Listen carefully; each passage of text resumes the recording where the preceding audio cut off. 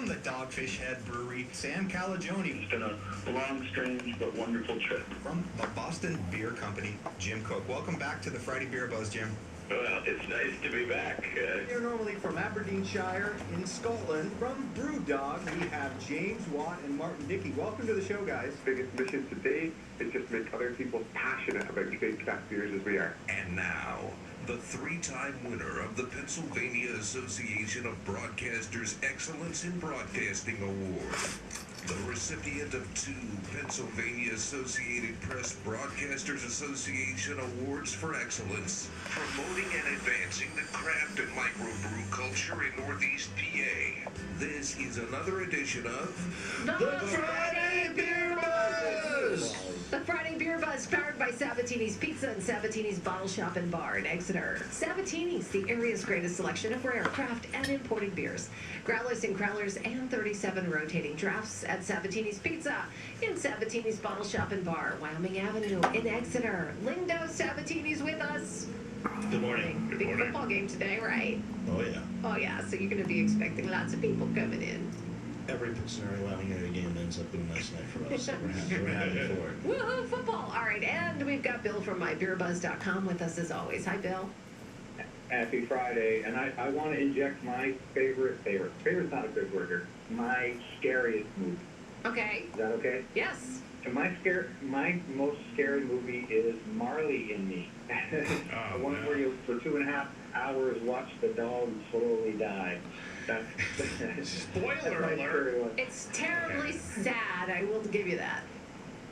And actually, on a serious note, Twilight Zone freaked me out as a kid. There were 2 episodes. One was where this lady looked through binoculars and needles came out of binoculars. And another one, at the time I had bunk beds. Another one where the top bunk bed crushed the little guy in the lower bunk bed.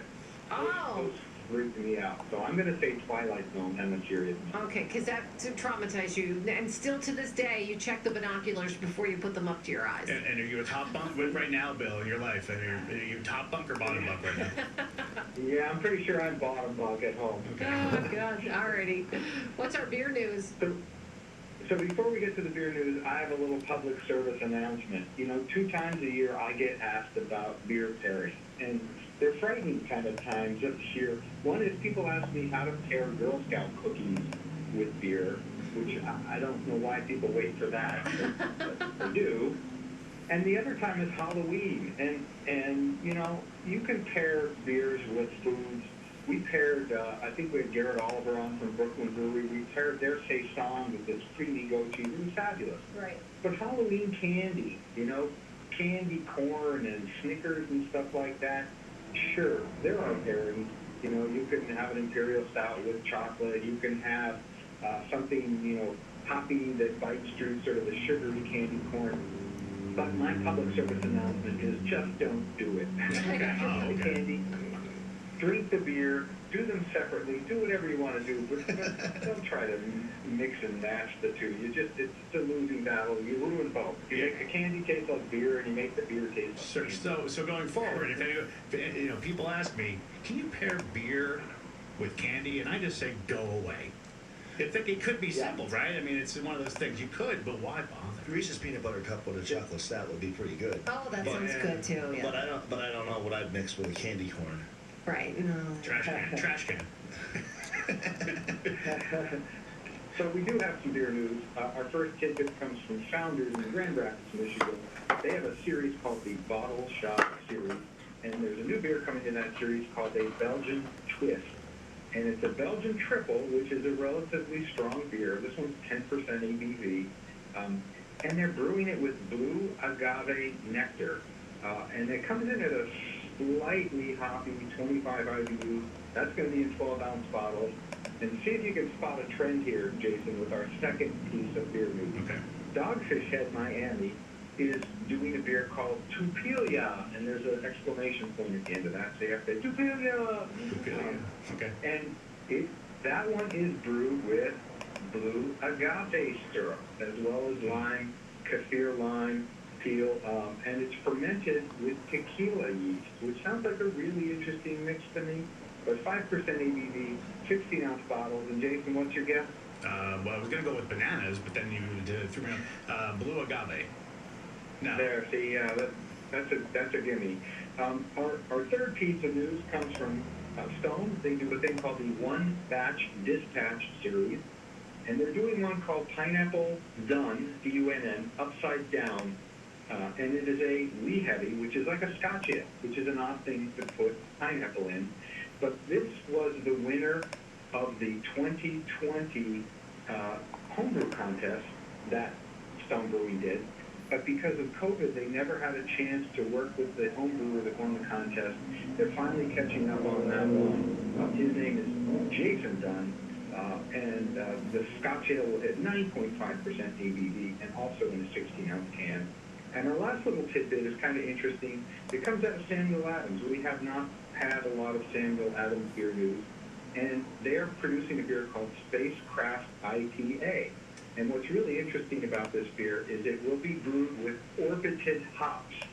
And that means the hops were taken 300 miles up above Earth on the first ever all-civilian mission on Inspiration 4. That's a SpaceX Elon Musk thing. And that mission went up in September. And this beer is going to use the hops that were apparently taken for a ride up into space. And it will hit 6.2% ABV and be packaged in 16-ounce cans. And I don't know about you, Lindo. Do you have any idea what space orbited hops I was just going to ask. beer? I was just going to ask, what could that possibly do to the beer? What hops, and then it floats. Yeah, there's probably Bad some. today. Oh my God. I know it was bad. I There's agree. probably some easy high jokes here, you know, about how Maybe, high the yeah. hops are. I don't get it. I guess it hasn't been done before, so let's try it.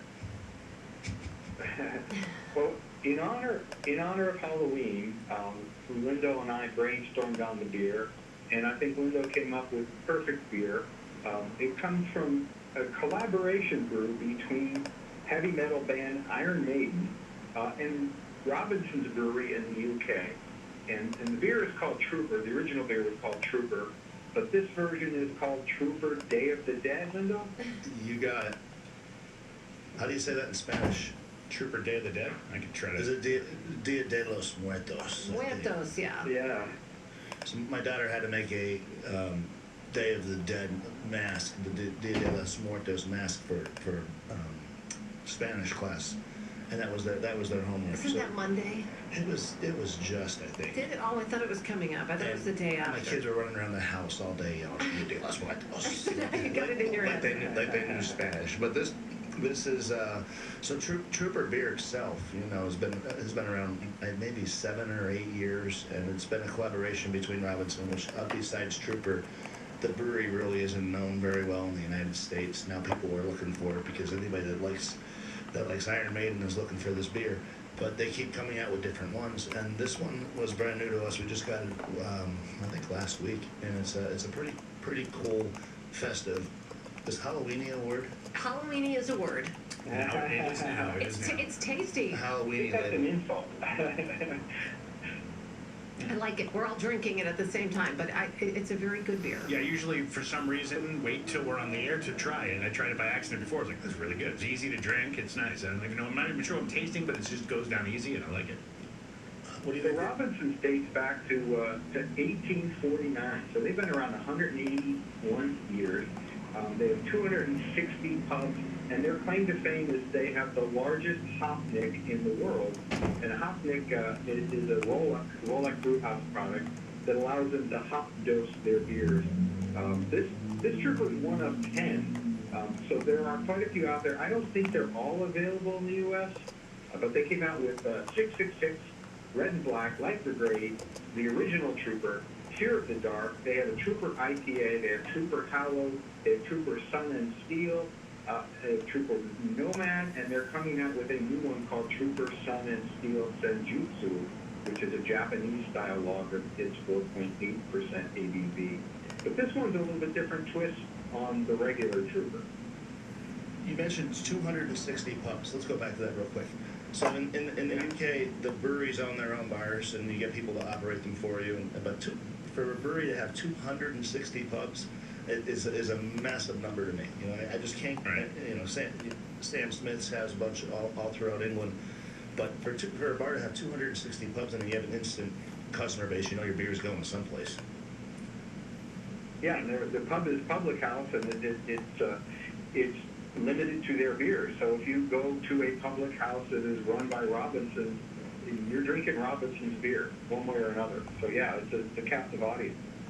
It's really good. I really, excuse me, I enjoy it. So were you going to ask me, Linda, what I'm tasting? I was going to ask you what you think the alcohol is. Oh, the alcohol. It doesn't taste like there's any in here. Like I know it's a pretty beer, light, but it seems like. I'll go 4.9, but it's probably 7.2. Oh, wow. You are on it. 4 point... We're not even playing the birthday game. This is 4.7. Wow. You're just an expert now. How about that? Who wants to study my taste buds? No one? The label features the Iron Maiden mascot, they call it, and that's Eddie, the skeleton on the label. And believe it or not, they had to redo the Trooper packaging if they wanted to ship it to Sweden, because in Sweden, one of the original packages, Eddie was charging forward with the British flag. In Sweden, you cannot depict elements of war on packaging. So they had to redo Eddie, and they had to tone Eddie down quite a bit to make it available in the Swedish market. Well, it's been a long time coming for Eddie. He's out of control. By the way, somebody texted us about your Halloween pairings and said, Yingling Hershey Porter, great chocolate beer. If you put a shot of peanut butter whiskey in it, it tastes like a Reese's cup. True. There you go. Yeah. Sounds like a I mean, good one. anything chocolatey, peanut butter, and milk stout, and Russian Imperial stout, yeah, that will absolutely work. I'm not saying it doesn't work. Right. It only works for peanut butter and chocolate. All right, so Yeah. Linda, we didn't get to get your scary movie. We got Bill's. What was your scary movie? It's very... I don't watch anything scary. You don't like I scary? am not a horror movie person. I never really understood it. I sit there and I'm like, all right, Did one freak So it you out? doesn't freak you out, or you just, or does it freak you out too much that you it's can't? more or less, I just felt it was like a waste of time. My wife is the same way. She's like, why would I watch a movie where I watch people die? She You doesn't get it. know, all the Krueger movies, I mean, all those, and I mean... Like the Nightmare on Elm Street. They're just... So you didn't. So there's no real scary movie that you. But I never gave them enough time to actually find out. So I mean, funny. honestly, I never really... I have one deeper question on this. Yeah. Is there a movie you saw once and it was like, I'm never watching another one again because it was just like, it got to you? It was them. It was those... So it messed you up? No, I mean, like it scared you a little. I didn't finish the movie. Oh, okay. I So you didn't never- finish it, and I never went back to any horror movie, and this is going back probably when I was 11. Like I worked with a guy. never- So it I never scared gave it a you, try. or you didn't? It didn't. I'm do going to any- honestly say I think it scared me so much. So that I you never, walked away. I That's- never, My I husband's never like gave that. another horror movie a chance. My husband doesn't like scary The movies. guy I used to work with, his mother, they used to have like a loft, and his mother dropped down a doll in front of him on a string while he was watching Child's Play with Terrible. Chucky. And he put him near any doll or you mentioned Chucky, He freaks out. He, Look at like, what sweats. look at what his own mother did to him. Yeah, like That's he was. horrible. So Mother. I just think they're very, very predictable. I think you can tell, like, guess who's going to pop out of the door now? I know, but we You know, I think watched. they're just very predictable. no, maybe not all of us Yeah. are that. I get So surprised. Lindo, Trooper Day of the Dead, available at Sabatini's, of course. Oh, yeah. Yeah. Oh yeah. And if they want to do that whole thing with the peanut butter cup thing, they can play that. Screwball whiskey and porter. I don't know. It'd be overload if you paired it with a Reese's peanut butter cup. That might be That would be weird. Yeah. Alrighty, well, our beer today is Trooper Day of the Dead, and thanks, Bill. We'll talk to you soon. Have a happy Halloween, okay? You too. Have a happy Halloween, everybody. You too, and Lindo, and big game tonight, so Oh, yeah. it'll go be a lot of Warriors. fun. Yeah, go Warriors. And the Friday Beer Buzz, powered by Sabatini's Pizza and Sabatini's Bottle Shop and Bar in Exeter. The area's greatest selection of rare craft and imported beers. Growlers and crowlers and 37 rotating drafts. At Sabatini's Pizza and Sabatini's Bottle Shop and Bar, Wyoming Avenue in Exeter. You know it, the Friday Beer Buzz, bringing good beers and good people together.